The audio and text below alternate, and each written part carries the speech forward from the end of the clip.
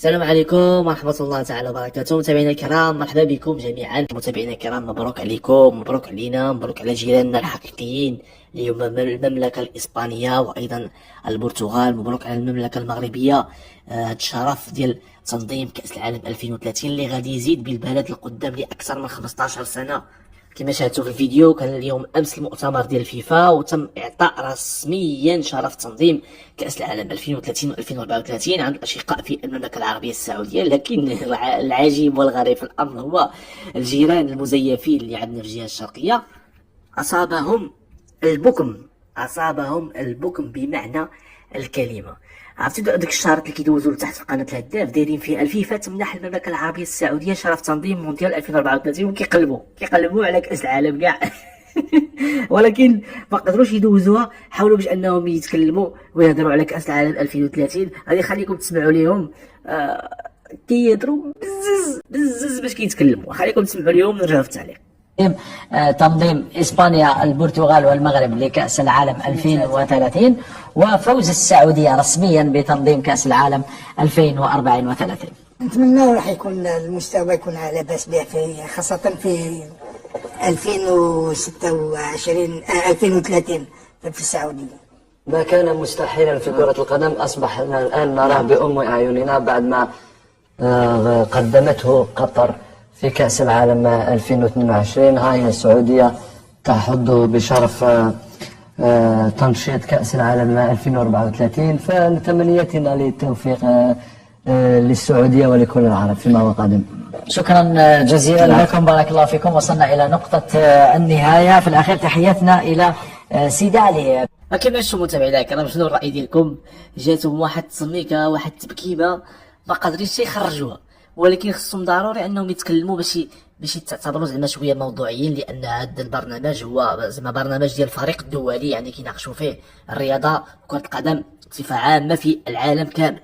غنوريكم واحد الصوره متابعينا الكرام، رغم انها هي الصوره مصيبه ليست حقيقيه، ولكن كتبين بان هادو هما جيراننا الحقيقيين البرتغال واسبانيا. صوره فيها النجم ديال البرتغال اللي هو كريستيانو رونالدو اللي مازال كيلعب حاليا، ايضا النجم ديال المنتخب المغربي وافضل ظهير ايمن في العالم حاليا اللي هو اشرف حكيمي، والاغلى قيمه سوقيه بين المدافعين، وايضا اللاعب رودري اللاعب ديال فريق مانشستر سيتي واللي رفع كاس الامم الاوروبيه مع المنتخب الاسباني، هو قائد ديال المنتخب الاسباني حاليا. صوره معبره وفيها الراية المغربية كاملة من طنجة الغالية إلى القويرة العزيزة. في خبر آخر متابعينا الكرام، واللي أكدوا فوزي القجع يوم أمس، واللي يتكلم على أن أيوب بوعدي كما كتشوفوا في الصورة القيمة السوقية ديالو دارت بوم تفرقعات. تخيلوا معايا لاعب 17 سنة القيمة ديالو كتوصل 25 مليون دولار، فايته 25 مليار سنتيم مغربية. لاعب واحد اللي عنده 17 سنه غادي في المنوال، نفس المنوال او نفس المنحنى اللي كان غادي فيه اللاعب لامين يامال. وإلا مشينا نشوفوا في العالم كامل اللاعبين اللي في السن ديالو، كنتكلم على 17 سنه والقيمه السوقيه ديالهم كتفوق 10 مليون دولار، غنلقاو واحد 3 ولا 4 فقط. كاين اندريك على ما اعتقد، اندريك ديال ريال مدريد، او عفوا اندريك من المواليد ديال 2006، المهاجم ديال ريال مدريد من مواليد 2006. الا مشينا نشوفوا مواليد 2007 غادي نلقاو في المقدمه كما كتشوفوا امامكم في الصوره، فجبدنا الدليل في المقدمه لامين يامال، كاين اللاعب استيفاو لاعب ديال بالميراس، كاين اللاعب باو كوبارسي ديال البارسا، كاين ايوب بوعدي كيجي في المرتبه الرابعه بقيمه ديال 25 مليون دولار، كاين كويندا اللي كيلعب سبورتو كيلشبونه هو 15 مليون، كاين فرانكو ماستانتونو هاد اللاعب اللي متشبت به فريق ريال مدريد وباغيين يسنيو معاه باي طريقه، لاعب ديال فريق ريفل بليت هو 17 سنه، القيمه السوقيه ديالو كتجاوز 13 مليون اورو. يعني هادو هما الطوب 6 اللاعبين المواهب اللي قادمين في العالم.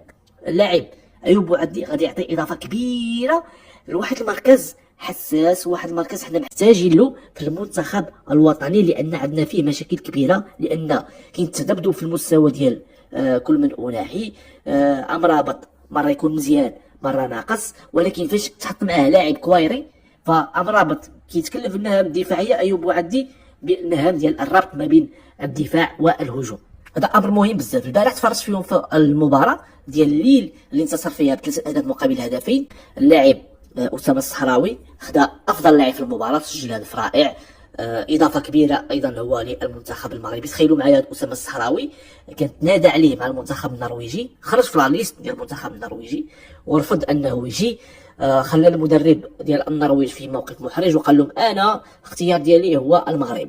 اتصل به وليد الركراكي قال له شوف، قال له البوست اللي كتلعب فيه انت فيه منافسه كبيره، البوست اللي فيه انت فيه الزلزولي، فيه الياس بن صغير، فيه امين عدلي، يعني صعيب باش تكسب المكانه ديالك. قال له انا قابل بالتحدي وغنتقاتل على البوست ديالي. ومن هذا المنبر كنقولوا له برافو عليك، مرحبا بك معنا، لاعب عنده امكانيات كبيره كيفكرني في البدايات ديال سفيان بوفال. فهذا ما كان متابعينا الكرام اللي عندهم شي تساؤل مرحبا، وتابوناو معنا في القناه باش يوصلكم الجديد ديال اس سبورت. والسلام عليكم ورحمه الله تعالى وبركاته.